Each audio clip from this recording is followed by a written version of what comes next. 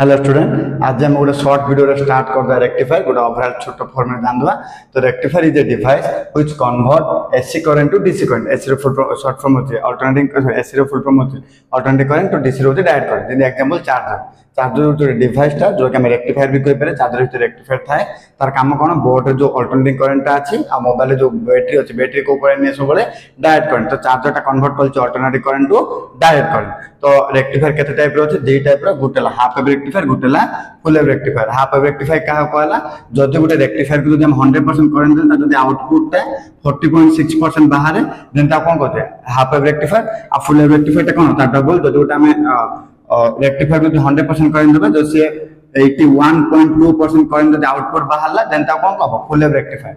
आ जानिबा केंति कि गुटे रेक्टिफायर टा half wave की रेक्टिफायर कि फुल वेव। तो हाफ वेव रेक्टिफायर गुटे डायोड ही अछि, एटा पीएन जंक्शन डायोड सिंबल। आ फुल वेव रेक्टिफायर दुईटा डायोड थिबो। तो गुटे रेक्टिफायर गुटे डायोड अछि हाफ वेव, जे दुईटा डायोड थिबो सेला फुल वेव। आ एटा कहू ट्रांसफार्मर, एटा तो रेजिस्टेंस हम जानथुन। एटा तला रेक्टिफायर गुटे शॉर्ट फॉर्म रो डिटेल्स रे। तो किछि डाउट हो तो कमेंट रे मेंशन कर। धन्यवाद।